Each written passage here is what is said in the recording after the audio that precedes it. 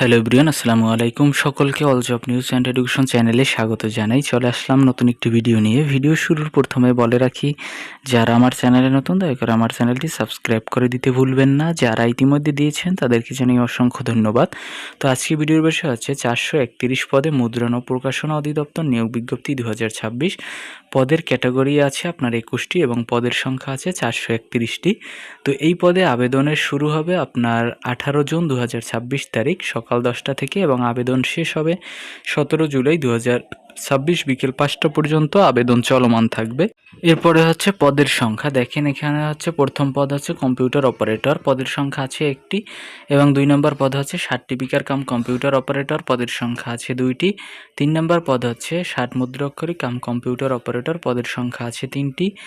4 নম্বর পদ হচ্ছে লাইব্রেরিয়ান, যেখানে পদের সংখ্যা আছে 1টি। তো আপনারা আপনাদের শিক্ষাগত যোগ্যতা অনুযায়ী আবেদন করতে পারবেন। এরপরে হচ্ছে দেখেন 5 নাম্বার হচ্ছে সহকারী লাইব্রেরিয়ান, যেখানে পদের সংখ্যা আছে 1টি। 6 নম্বর হচ্ছে গাড়ি চালক, পদের সংখ্যা আছে 4টি। 7 নম্বর হচ্ছে অফিস সহকারী কাম কম্পিউটার মুদ্রাক্ষরিক, এখানে পদের সংখ্যা আছে 54টি। সবচেয়ে বেশি পদের সংখ্যা আছে এখানে।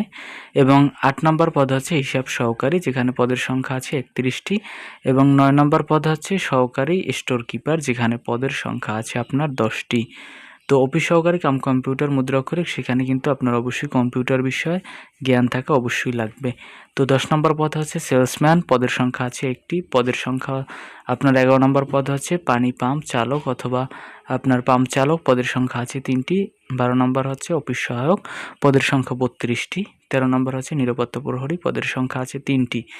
14 নম্বর পোর্টার, এখানে পদের সংখ্যা আছে কিন্তু আপনার 87টি। তো এখন পর্যন্ত সবচেয়ে বেশি পদ হচ্ছে এই 87টি পোর্টার পদ, যেখানে আপনার এটা হচ্ছে 20 গ্রেডের চাকুরি এবং হচ্ছে 15 হচ্ছে পরিচ্ছন্নতা কর্মী, যেখানে পদের সংখ্যা আছে 1টি। তো অবশ্যই আপনারা যদি পোর্টারে আবেদন করতে চান আবেদন করতে পারেন, পদের সংখ্যা কিন্তু সেই পদে বেশি আছে। এরপরে হচ্ছে কপি হোল্ডার, পদের সংখ্যা আছে 25টি। এবং 17 নম্বর পদ হচ্ছে সহকারী চেকার, পদের সংখ্যা আছে 6টি। 18 নম্বর পদ হচ্ছে আপনার মেকানিক, যেখানে পদের সংখ্যা আছে 1টি। 19 নম্বর হচ্ছে ইলেকট্রিশিয়ান, পদের সংখ্যা আছে 1টি। 20 নম্বর হচ্ছে বাইন্ডার, পদের সংখ্যা আছে যেখানে 2টি। তো এর পরবর্তীতে দেখেন 21 নম্বর পদ বলা হয়েছে আপনার কাউন্টার প্রেসের জন্য, এখানে সবচেয়ে বেশি আছে, যেখানে পদের সংখ্যা আছে 162টি, যেটাও হচ্ছে আপনার 20 গ্রেডের চাকরি। যদি আপনারা চান এই পদের জন্য আবেদন করতে পারবেন। আপনাদের শিক্ষাগত যোগ্যতা অনুযায়ী 20 গ্রেডে মূলত 8ম শ্রেণী পাশে আবেদন করা যায়। তো এর পরবর্তীতে বলা হয়েছে দেখেন, এটি কিন্তু গুরুত্বপূর্ণ আপনাদের জন্য। তো সতর্কতা বলা হয়েছে, ইতিপূর্বে 23 অক্টোবর 2023 তারিখে প্রকাশিত বিজ্ঞপ্তির বিপরীতে যে সকল প্রার্থী আবেদন করেছেন তাদের আবেদন বহাল থাকবে, তাদের নতুন করে আবেদন করার প্রয়োজন নেই। দেখেন 2023 সালের সার্কুলারটি কিন্তু আবার রিসার্কুলার হয়ে আসছে। তো যারা ইতিপূর্বে আবেদন করেছেন নতুনভাবে, তারা আবেদন করার দরকার নাই। যদি আপনারা না করে থাকেন তাহলে অবশ্যই আবেদন করতে পারবেন।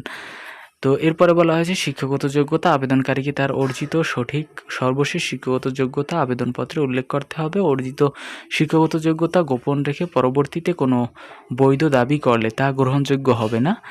এবার হচ্ছে একাধিক পদে আবেদন, এটা আমি এর পূর্বেও বলেছি যে সমগ্রেডভুক্ত যেই পদগুলো আছে এই পদগুলোতে আপনি একাধিকবার আবেদন না করাই ভালো। মানে হচ্ছে আমি বলতে চেয়েছি, ধরেন 16 গ্রেডের 2টি পদ আছে, তো আপনি যদি 2টি পদেই আবেদন করেন তখন কিন্তু পরীক্ষা একদিনে হবার সম্ভাবনা আছে এবং একই সময়ে হবার সম্ভাবনা আছে।